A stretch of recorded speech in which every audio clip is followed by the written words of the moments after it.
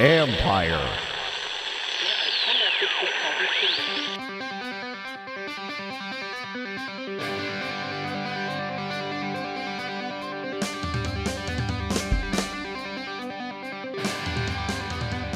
Welcome to the latest edition of All's Caps with former Capitals Spencer and Karl Alzner. I'm AP hockey writer Steve Wino. Later on, we're going to talk to Joe Calvano, who had the privilege of coaching Karl. But first, let's talk, Karl. A new Capital assistant coach, Scott Allen, takes over for Scott Arniel. I don't know what this means for the future, but if it's another situation of the Capitals promoting from within, from the organization, because Scott Allen was the coach in Hershey before. Yeah, exactly. I mean, there's a pretty good history of the Caps doing that and having some pretty good success with it. Bruce came from Hershey. Yeah. Bruce came from Hershey. He brought Bob Woods in there. I know I wasn't a head coach and stuff, but yeah, there's been a lot of, well, I guess not a lot, but a few coaches that have come up that way, and it's kind of nice. It's almost the same way that the Caps do with their players, right? You get them in the system and learning what we're looking for, and then bring them up. So yeah, it's pretty cool.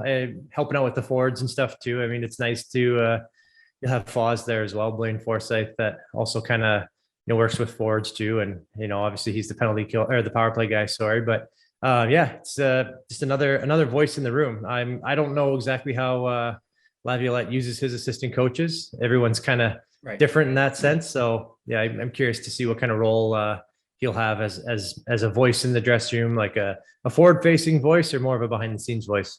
Blaine's been around forever, right? Like he dates back to your time, like yeah, the really start of your time. Yeah, I don't want to jinx it at all, but he's got to be one of the longest-serving assistant coaches in the league for sure. I mean, he got there, I want to say 2 years before I got there, so he would have been there like 2006. And yeah, he was my assistant coach, assistant GM and junior as well. So I've kind of I was under his wing forever. I hadn't played on a team without Foz as a coach for like 14 years until I went to Montreal. So it was a really weird thing not having him around at the room. So yeah, it's pretty funny, but he's one hell of a coach. It's always tough for me to see, people saying stuff about the power play and it needs to change and this and that. And I'm like, this guy's been doing it for so many years, and it's so rare to have somebody that's that consistent being there, and the players know what to expect with him and all that stuff. So anyways, yeah, they're very fortunate to have Foz, and hopefully it's the same way with Scott. And I know we talked about this a little bit, but like Peter Laviolette's going into the last year of his contract, right? So I don't know that Scott Allen's necessarily let's say the front runner to replace him if he's not back beyond next season, because Spencer Carberry is a guy who was the coach in Hershey, went on to be an assistant in Toronto, might be available. Jeff Halpern, possibly.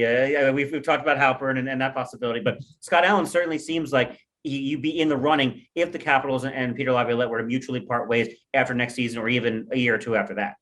Yeah, you know what? It's a weird thing. Like, having an assistant coach go from assistant to head coach, just as a player, you just view them differently, right? And so it's sometimes tough, I think, to come in and just do it. Like we had that happen with Dean Evison, right? When he was here, everybody wanted Dino to take over and be head coach, but he was buddies with everybody, right? So I totally understand why he didn't end up getting that job, but it's a hard decision to make. It needs to be a really special type of person to do it. I mean, Montreal did it as well. They had Dominic Ducharme came in for a season or two as assistant coach, then took over as head coach, and he's gone already. So it's a weird jump to make, but I'm sure they'll make it if they have to, if they feel like he's the best candidate, or maybe there's a firing that happens during the year or at the end of the season, someone who's just too good to pass up, and then your plans change right away.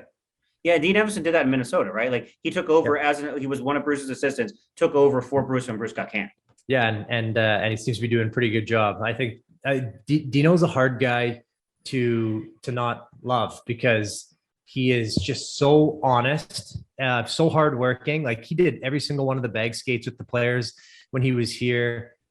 He has so much passion, and it just like seeps all throughout the dressing room. And everyone's like, well, if this guy feels this way, then we need to feel this way too, because he's not playing and he still has more energy than us and still working harder than us and stuff. So it's a nice thing to have as a coach, and especially someone who's played too, like Dino. So you just understand, he understands what it takes and all that. So I don't know. There's lots of different ways you can go with coaching, but I like a coach that's like Dean. Yeah, and Todd Reardon was maybe the another example of it didn't work out so well because he was kind of the player's buddy and wanted to be that. And I think he's a great assistant coach, and he's proved that by being on being assistant with you guys and with Pittsburgh. And some guys are just better off not being head coaches. Exactly, and that's what I mean by how coaches are if they're more forward facing or in the background. And Todd was great in the background. He would talk in meetings every now and then, not that often. He was way better at the one-on-one or two-on-one video sessions and stuff like that, and making sure he checked in on players and that everything was good and what can he help with, or look, the way he delivered news to you as well. Like, I've got a few clips. Do you have time to see him? It's nothing urgent. It's just there's a few clips that we should maybe look at. And then he would hit you with like 3 great clips, like you're just making textbook plays and you're feeling really good. And then another one would come up and he'd be like, what are your thoughts on this clip? Like, is there anything you do different? It was never, you did this wrong and fix it. It was like, hey, maybe we try this next time, or let's think about tweaking. It was just a really good delivery system. And I don't know that works as a head coach. It needs to sometimes be a little bit more to the point and sometimes blunt, I guess. And that's why having amazing assistant coaches, like Todd and like Foz. Yeah, you had Lane Lambert as assistant too, right? I mean, he's trying to do the same thing in New York now, succeeding Barry Trotz. And he also got a chance to kind of do an interim job middle of the season when Barry stepped away for personal reasons. Lane Lambert might be one of those guys who can make that jump. Yeah. And so Lane, I think, is a very good mix of both of those, right? He's not afraid to ask players for their opinions, which is awesome. He wants to talk through things. He did that with us in the PK all the time. Me and Carly would get into the PK video a lot of times really early, and he'd be in there looking at the clips and he'd ask us our opinions and really, took that into consideration, but at the same time gets really fired up and you really love to see that too. So I think Lane could be in a great spot for that. It's been a few years since I've been on a team that he's coached, and I'm not sure how he'll be as a head coach, but he's got a really good mix of, being your buddy, but at the same time, getting pretty fired up, which I think is what Barry's like as well. He had that in him, and Lane has had an, unbelievable opportunity to learn from a guy like Barry over quite a few years. So you'd have to imagine that he's gonna be able to take some of that with him. Yeah, we think so. When we come back on Oz Caps, John Calvano will have some Karl Alzner stories, which are always my favorite. And then later on, he'll be the latest victim of Karl's stupid questions. Welcome back to Oz Caps with former Capitals defenseman Karl Alzner. I'm AP hockey writer Steve Weiner. We are pleased to be joined by Karl's former skills coach, John Calvano. John, thank you very much for joining us. Hey, thanks for having me on. Yeah, I know Karl has some real topics to ask you about and growing hockey and things, but I want your best Karl Alzner story, because every time, and listeners know this, I ask for Karl Alzner stories and everyone's like, oh, he's such a great guy, this or that. I'm sure you have something beyond Karl's a great guy. A squeaky clean, man. John, I've been telling everybody, I am just as squeaky clean as they come. I was trying to think back, just because I knew Wino was going to ask you this stuff, and like I was trying to think of anything that would have been funny. And I think back to the time when I showed up at practice with a broken finger that I got from playing rugby. You probably won't even remember this, but it's really stuck out in my mind. And so I guess maybe this is more of a Calvano story than me, but I remember I played one rugby game and I broke my finger on the first play. I just trying to catch the ball, it just hit me weird and it broke my finger. And I showed up to practice with a splint on. I think we were bantam at the time because it was high school. And I remember, I think you said to me, like, you're going to have to choose. You want to play rugby for the rest of your life, or you want to play hockey? And I'm like, all right, fair enough. That was my first and only game playing rugby, but it was just one of those moments that kind of stuck in my head. Like, you gotta be a little smarter here than just, they say the same thing with golfers. They don't even wakeboard and do all these water sports because they're so nervous to get hurt. And I, went and did that myself. So I thought that was kind of an interesting story. And if we think back to, I think you were the first coach that we ever started running track with as well. And I remember I was probably the last place every single time we ran around that track, my first time doing that. So well, it's actually mean, the funny part of that story with the track and dry land. So it was our Pee Wee team, and we didn't have a lot of depth in our Pee Wee age group at the time. So we went with a really, really short roster, and the deal was to go with a short roster. The kids needed to be in shape so they could play every second shift, and so we started running the track, and we had some pretty great athletes. I know Karl's friends with still a few of the guys from the team, and we always joke about it, but ironically enough, the last two guys always around the track or up Grouse Mountain was Karl and Ryan Nugent-Hopkins' older brother, Adam Nugent-Hopkins. And, Karl obviously has had a great career in the NHL, and Adam is the strength and conditioning coach in the summer for all the NHL guys that come back. And it's ironic that the two guys that were probably the worst at the dry land and track, obviously the most successful post, in fitness, I guess, if you want to call it that, with hockey and training kids to be ready for hockey. So it was pretty ironic how that worked out with those guys. But Karl, there's no real bad story with Karl. I just want funny stories. Yeah, I mean, I've been around Karl since he was 9 years old. It's just kind of like just all meshed together. I think he was always funny and kind of laid back and chill, just the way he is. And there was no real high where you had to bring him down, and there was no low where you really had to pump him up. He was just even keeled all the time. I mean, yeah, there's no real funny story because he was just a funny guy all the time. And in that era, it was a little bit different because the parents were always with the kids. Where now with academy hockey, and I know in the U.S. it's grown quite a bit, the parents aren't really as involved as they get older traveling. Where with obviously Karl back then, like the parents were still with the kids, they were still rooming, so you didn't have a lot of that interaction in Bantam with being on the bus with the boys, and because it was always the parents were there. So I know I've heard the stories with him and a few of the guys when they had sleepovers, and one of his good, up in one of his good friends, great kid, obviously lived in West Van, and I'm saying a story about the night in the middle of the night outside with there's just I know where you're going. I don't remember the whole story, but that was probably the funniest story I've ever heard of. Let's say that collective group of 4 or 5 buddies that grew up together that I ever heard. And I wasn't there; it wasn't in my house. It was the only really funny thing I've heard. Yeah, we had sleepovers at this one kid's house, and they were so much fun.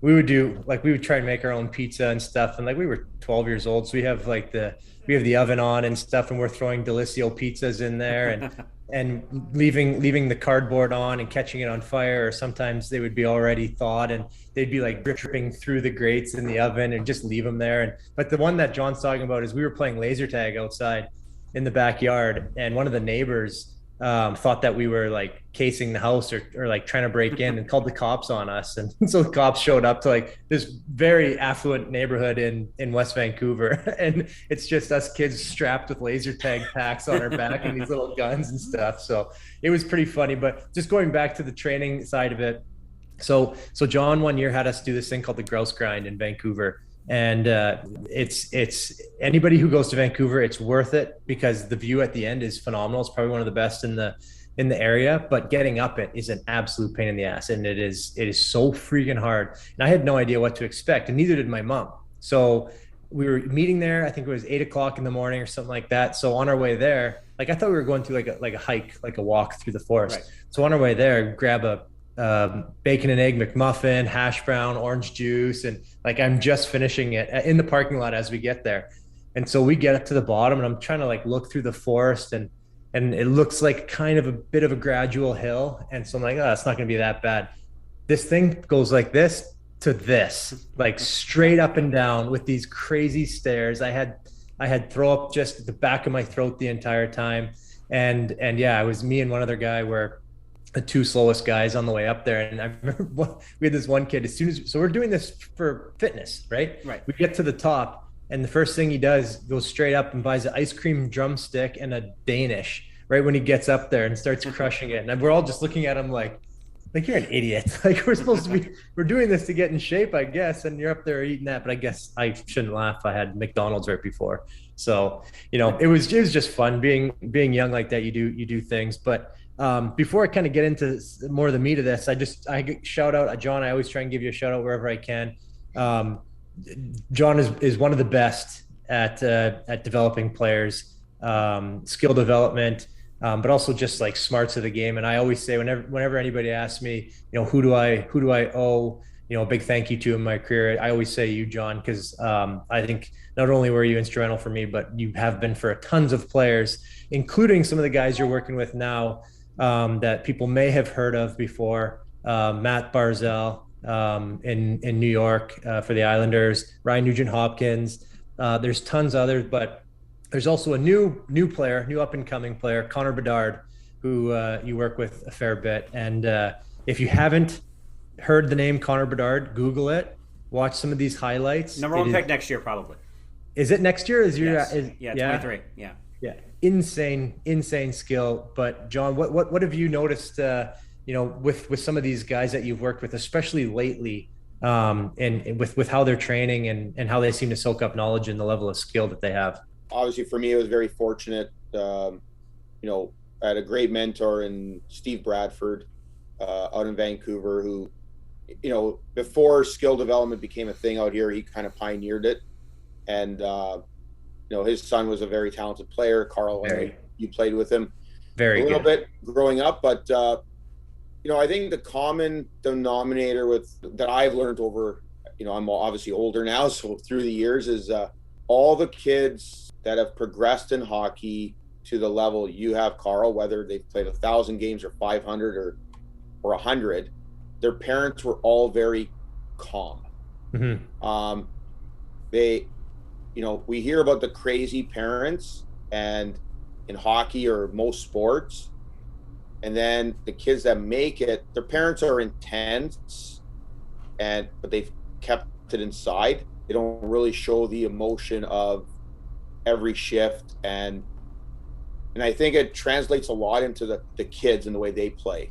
And they just are confident in their kids' abilities, and that it's a big journey, not just a game at a time. And and I know obviously, when Karl was a kid, he had good games, bad games, and great games. But, Gunther and Karen were always the same. There was no emotional roller coaster. There was no, but I think a big part of that is the social media aspect for these kids now. Mm-hmm. And I've been fortunate enough to see the transition between, and really dating myself, no internet with kids hockey, to internet, to chat rooms, to now iPhones at every rink, at every practice, videoing every drill, every goal. Now there's live streaming, and parents are clipping clips and posting them on Instagram. And I kind of came up with a line this summer. Sorry, when it was when Instagram meets reality. Yeah.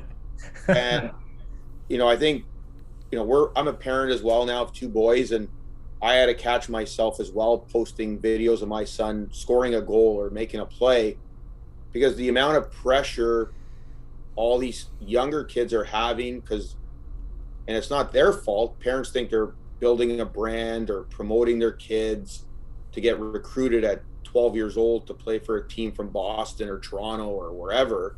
Mm-hmm. That's how they're getting recruited now, is by Instagram or TikTok, where, we used to have travel teams, and, I used to, Karl was on our travel teams when we used to go to different places. And, I don't know how much Karl has mentioned, but we went to Detroit, and, Jonathan Taves was a kid I recruited to come with us to play in a tournament in Detroit. And on the other bench, on the other team, was Patrick Kane and Peter Mueller. And you had a call, but there was no Instagram. You physically had to watch the kid, go watch, make sure he was good. It wasn't a post. And, I think there was no pressure, because if you weren't there watching, You just heard the stories. Yeah. Where now you don't need to be anywhere to see if a kid makes a good play, but that's all that's being posted is the positive things that kids do. So when you go to the rink and you're like, oh wow, I can't wait to watch the young Karl Alzner play, and you're like, man, this kid's nothing like the Instagram post. Exactly. That's social media in general, though, right? It is, and it's a false impression. It's reality TV, and I think and I think there's a lot of pressure on the young kids. Like, I'm not sure if Karl or the other young guys at that birth year timeline would be where they are, because the way Karl played, or other players that are in the NHL, you would have Instagram posts because they did nothing super special. They were just really good. Yeah. But now it's about the special Zorro, and it's just a different pressure on these kids, and it's been very hard for me as an older coach who's been around for 20 plus years to navigate the social media expectation of kids. Yeah. So it sounds like a good takeaway is, because even though I've been through it, it's still important to remember this, because you sometimes can forget that there's already enough pressure on the kids to perform on the ice. Like, there's no point of putting any added pressure on them, right? Like, if they're good, they're going to get noticed. That's just plain and simple. They're going to play a game and someone's going to see them, and they're going to realize, okay, yeah, this kid's good enough. And whether it's at 12 years old or 17 years old, or in some cases even later, if they're good enough, they're going to be fine. So I just think it's so important. So to your point about like Connor Bedard, yeah, there's no, like, he obviously has social media because he has to have social media with the way the business and self-marketing. Yeah. He's not, growing up, there was no Connor Bedard Twitter account with his numbers. Yeah, exactly. Right. So when you went to the rink, you watched him, you were amazed by him. But there was other kids in his birth year that parents, it was social media. Look at my son's goal. Mm-hmm. Well, I mean, that's one post, 10 seconds, but the game is obviously a longer game. And I think the expectations when you go to a lot of these events, which obviously in the US has grown, showcases, tournaments, camps, there's a perception of the kid you're getting versus the reality of what the kid is. Yeah, absolutely. Yeah, and that gets created so easy online there. I guess when it comes to training now versus training years ago, because this is very interesting, because I think about it a lot too. Like we worked on a lot of skills that I don't think a lot of kids at the time were working on. But I think with one of the advantages of social media is that you can see what some of these NHL players are working on. And what do you find that seems to be maybe one of the more important things to focus on? Because I asked players that have come on here, what skill would you rather have? Blazing speed, amazing hands, or just a rock solid shot, or vision? What would you say that there's anything in particular that it would be good for these kids to start training, or something to maybe focus on a little bit more? Because it seems like every kid has just unbelievable skill now. And, it's hard to, I don't know if it's because, like, I felt like I worked on stuff a ton in my backyard, but it seems like, I don't know if they're working more now, but their skill with the puck and their shots just seem to be on a different level. Yeah. And I go back to, it's Instagram. Like, nobody knew what we used to do, right, Karl? Yeah, it's true. Like, I'd phone your parents, or, back then, again, you're mailing because there's no internet. You can't email anybody. So you would show up to the rink, the group of 12 to 16 guys. You'd work your 3-4 days a week, and you'd go home, and then you'd go play a game, and we'd go beat up on a team, and the other parents like, well, what are they doing?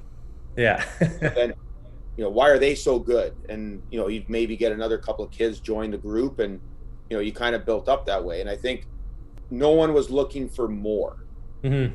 Where I believe, again, Instagram is, or social media in general, not Instagram solely, it's just, well, geez, this player X is skating with this guy in the morning, then he went to this guy in the afternoon, and he's doing dry land here. So it becomes a catch up. It's Yeah. well, geez, they're doing 3 hours a day. I better do 3 hours a day, and then I got to post this 3 hours a day, where the new hashtag is no days off, and Yeah. Oh man. And no excuses, and again, and you look at these again. I have a 9-year-old and a 7-year-old, and I couldn't imagine my kid having no days off. Right. In Vancouver right now, it's 39 degrees. We're around beautiful beaches and parks. I would think the last thing a 9-year-old would want to do is really, if you ask them, is spend 4 hours in a rink. Right. It's true. But it's back then, I don't believe Carl's parents were worried about keeping up with the Joneses because he didn't know what the other Joneses were doing. Mm-hmm. Yeah, it's a good point. Now everybody knows what everybody else is doing. Like, if I'm on vacation, and I know if Karl, he lives in Washington, I know if he's at the park. Yeah. Yeah, exactly. You know that I've just finished eating lunch. Yeah, I even know what you're eating for lunch. Yeah, right. exactly. I know when you're at the Nats game because people are saying, Karl and Brady, you're at the Nats game. Yeah. We all know where everybody is and what they're doing, and it's just the way the world has evolved, where reality TV has hit social media, that we're more interested in what everybody else is doing and keeping up with them than what we're doing is right. And I think, to your point, Karl, with training, there's so many trainers out there, and some do a very good job, and some are really social media trainers. Right.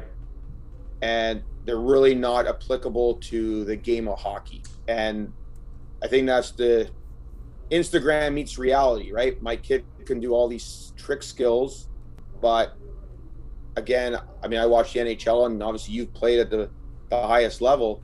The trick skills aren't happening during a game as often as they're working on it. Yeah. That's fair. Yeah, that's true. So it's maybe a little bit more of the basic, I guess you could call them skating, but to me, skating is if you, the way the hockey world is going right now, if you can't skate, it definitely looks like you're going to have trouble playing. Yeah. And, that's it, right? But again, if you can't skate, if you can skate, but you can't think, you can't play either. So I've been noticing, in Vancouver, we got some really good guys that have been really innovative in really working on the cognitive side of training, which seems to be a new thing. Obviously the brain's always been a skill, hockey IQ, but using lights for reactions to reading, with speed, where look at Connor McDavid, the way he can react so fast, or a Matt Barzal, or even Connor Bedard, is because their brain's working at a higher processing rate than most of the other players. And a lot of them are doing a lot of cognitive stuff. And Kent Johnson's a young kid. He's worked with us for a lot of years, and he's worked with a lot of other trainers in Vancouver, and he's really putting a lot of work onto his cognitive side of his training, where he's reacting based on lights on the ice now,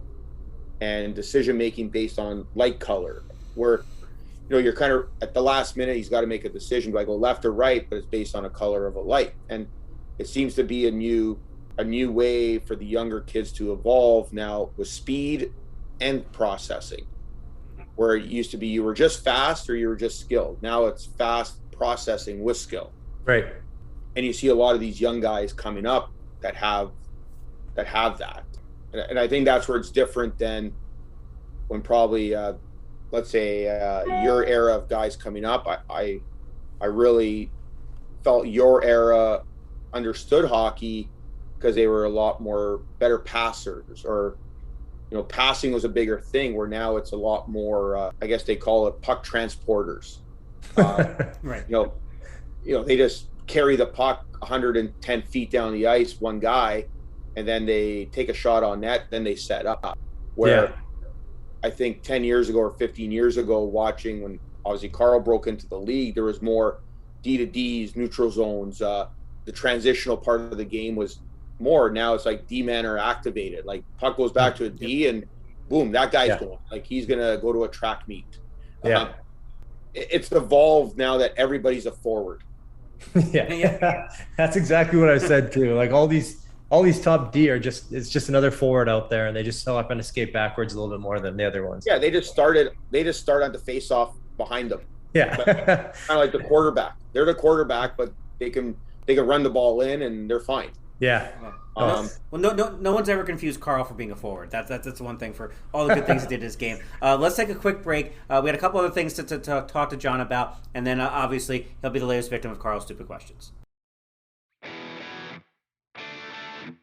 Joined by a skills coach and Karl's former skills coach, Joe Calvano. And I know, Karl, you wanted to bring up the brick tournament you played in with John many years ago, something that I don't know how familiar hockey fans are with the brick tournament, so you got to explain it a little bit. Yeah, so the brick tournament is a tournament for, how old are the kids, John? 10? Yeah, 10 years old primarily. Yeah, and it's held inside the West Edmonton Mall. There's an ice rink inside the mall with a glass ceiling, and it's, you know, all the fans will be around, you know, like the edge of the shopping mall as you would normally have, and there's teams from everywhere that come to this tournament. It is one of the best. Well, it probably is the best tournament for 10-year-olds, right? It's the amount of talent that's out there, and if you go down in history and look at some of the names, like, you know, you have Stamkos that's been there, you have Seabrook that's been, like, guys, tons of players have gone through this tournament, and I think it's so much fun. But John, you're you know, I think you're one of the biggest proponents of this tournament, right? You're talking about it often. We sent a nice little good luck video to your team recently too, and just what are your thoughts on that tournament compared to some of the other ones you see, and why do you think it's so important for these 10-year-old kids to be a part of it? Yeah, I mean, I mean, I love the event. To me, it's very similar to the Little League World Series, right, where you know, and again, social media has obviously made it bigger in recent years because of getting obviously videos of clips of the former players, and you know, and everyone gets excited to see 10-year-olds play, and it's just not a 10-year-old tournament. To Karl's point, I mean, the amount of players that have gone through it to get to college hockey, professional hockey, and the NHL has been remarkable, and has grown over the years. And with 14 teams that they bring in now, it's grown to a 14-team tournament. It's all regionalized within Canada by the provinces. There's obviously states in the U.S. that have teams, and then obviously Washington, I believe, would be a free agent zone. So I guess if Ovi's son is good enough, I mean, he'll get recruited by every team in the country for when he's ready. But you know, those kids can go freely where they like to go play, and it's remarkable where the kids are. In 2 points, kids feel like they're superstars because especially now they're all dressed up, like the jerseys, the gloves, helmets, pants, bags. You know, the coaching is obviously tactically is at another level, like with video analysis, instats, like it's analytical. Mm-hmm. Like you've got every kid broken down to how many turnovers they're doing in a game. It's grown from you've played, Karl, to it's the real deal as far as 10-year-old hockey goes. Most kids aren't going to get that type of hockey again until they're 16. So there's like a 6-year gap as far as that competitiveness. But the organizers do a phenomenal job. I mean, kids get lanyards at the brick. If they're felt important, they walk through the security, and they go downstairs. If you've ever been to the West Edmonton Mall, it's a little landing area. You walk down the stairs, and you know, the kids have their dressing rooms. We have a team representative for Vancouver. His name's Craig Reed. He's the original Vancouver Viper brick team representative from the 85 birth year that went. And he is still our representative. Oh, wow. You know, and with the national anthems, and, you know, the kids have their arms around each other for O Canada, and obviously when they're playing an American team, the U.S. anthem, and the music guy, Marty, has been there, I mean, for decades, playing the music, getting the kids ready. Now there's live streaming, so, you know, Karl, if he wanted to watch, he could watch from Washington. Exactly. And just the parents, are the energy, the excitement, but again, it's the pressure, and you really, what I enjoy about it, other than the hockey, is a couple of things. One is it's the first time the parents can't have to let their kids go. Yeah. They get to the gates and they can't go downstairs to the dressing room.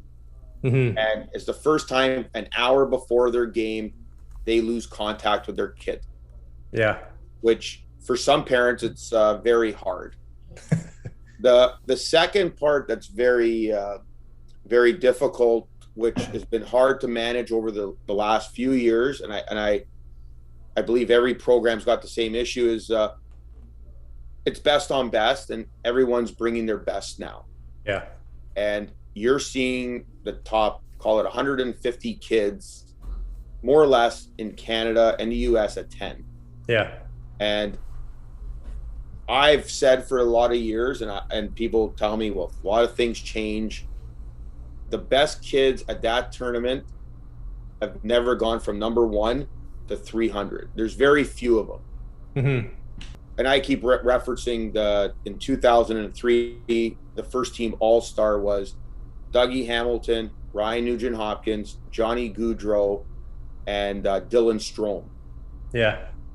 That's pretty impressive. Yeah. So when those 4 guys out of 6, and I'm sure I missed the other defenseman who was in 03, I might have been Ryan Murray, to be honest with you. They're all NHL players. Some of them are stars. Mm-hmm. They were stars at 10. Yeah. That is pretty interesting to see at that young of an age. But that it is a very, very cool tournament to see. We do water park days. Yeah, it's awesome. It was, you switch jerseys with the team after. So if your jersey was sweet or your team was good, you got to switch with someone else that had a good one. It's a very cool tournament. Yeah, it's fun for everybody. Kids love it. Yeah. Parents are excited, but there's no other event I've ever been to that matches that for a hockey experience. Yeah, totally. I totally agree with you. You ready for the questions, Karl? We'll get we'll blaze through these. Yeah, we got 6.5 minutes, John. So these are going to be kind of rapid fire. So yeah, I explained to you a little bit before. Just give me your best answer, and I'll give you your fake score at the end. Okay. Okay. So number 1 is with you being Italian. What's your favorite Italian food? Spaghetti meatballs. Just straight up spaghetti meatballs, classic. Yeah. Little Parmesan cheese, little Pecorino Romano. What do you like in that? Yeah, little Romano cheese is nice. Yeah. Actually, I'm gonna make that for lunch probably. Yes. just spaghetti sauce running in your veins, right? That's it. All right. What's worse, sitting in traffic, having bad cell phone service, or waiting on hold? Waiting on hold. Oh yeah, waiting on hold. What about you, Wino? What do you think for that one? Traffic is the worst. No. I can wait on hold as long as you want. The worst part would be waiting on hold while sitting in traffic. Yeah, that would be bad. That's the perfect time to wait on hold, though. You got nothing else. You got nothing else to do, right? For me, it would be actually bad service. So it's interesting. Really? We're split there. John, what's the best hockey jersey of all time? Quebec Nordiques. Ooh, good pick. Good pick. Right next to the Boston Icemen from the Brick tournament. Second best. Those are nice ones. Those are nice. I'll throw Hartford Whalers and Nordiques are to me like 1-2 among my favorites. Yeah, I agree. Both solid. What's your guilty pleasure? My guilty pleasure would be tiramisu. Tiramisu. Oh yeah. That's Got one of those answer. in the fridge right now for after lunch? Oh, don't have that. Hey, you got your 4 days no wife and kids right now. You got to go get a few tiramisus. Yeah, for sure. All right. Is there a hockey term or a phrase that you just cannot stand? I'll give you my example, and it is, I don't like, and it's typically, sorry, but Americans that say this, they say offsides instead of offside. I'm with you. I hate it. Yeah. So that would be mine. I do not like when that gets said. I don't know if I have any other good examples for you, but yeah. I find like in the US, it's a cut. Oh yeah, ice cut. Yeah, cut the ice. But they would just say, "Yeah, we got a cut," and I'm like, "What are you talking about? A cut?" Yeah. That would be mine when I go to American tournaments. Is the cut. Yeah, exactly. And what do you prefer? So everybody knows. Just ice clean. Yeah, just clean. Yeah, it's really funny. Clean the ice, flood the ice, right? Like that's yeah, that's so good. And I agree with you there. Okay, and last one for you. Best restaurant in the Lower Mainland in Vancouver. Tough call. There's so many good ones there. This is for anyone who's going to visit Vancouver, which I highly, highly recommend because it's an unbelievable city, especially in the summer. I mean, obviously Italian. I gotta say, there's two. One is outside of Vancouver. I would say it's that place, pasta and pizza place in Coquitlam. Okay. Nick Batan's uncle owns that restaurant. Really authentic, small little place. But if you're going into the city, I would say Blue Water for seafood. Oh, yeah. Or Il Giardino for Italian. There you have it. I can vouch for Blue Water. I've been there before. It's so solid. All right, that was fast. We maybe set a record for fastest question answering there. So you get bonus points for that. Oh, wow. Spaghetti meatballs, classic, nice play. Quebec Nordiques, you also get bonus points there. That brings you up to a total of 231 points, which... It's easy top 5, right? That's top 5, John. Nice freaking work. Wow. Congratulations on that. Record time. That's why you got bonus points there. It brought you up to 231. So congratulations on that. And thank you so much for making time for us. That's awesome. No, thank you, Carl. And it was great. John, thanks very much for joining us. Everybody, thanks for listening on All Caps. We'll talk to you next week.